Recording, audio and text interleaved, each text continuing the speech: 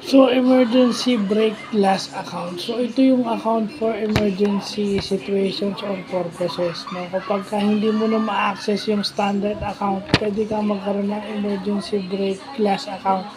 So, ang analogy nito, alam niyo yung fire extinguisher na merong glass box na sa oras ng sunog, babasagin mo na lang yung glass box nun para makuha mo yung fire extinguisher para patayin yung sunog.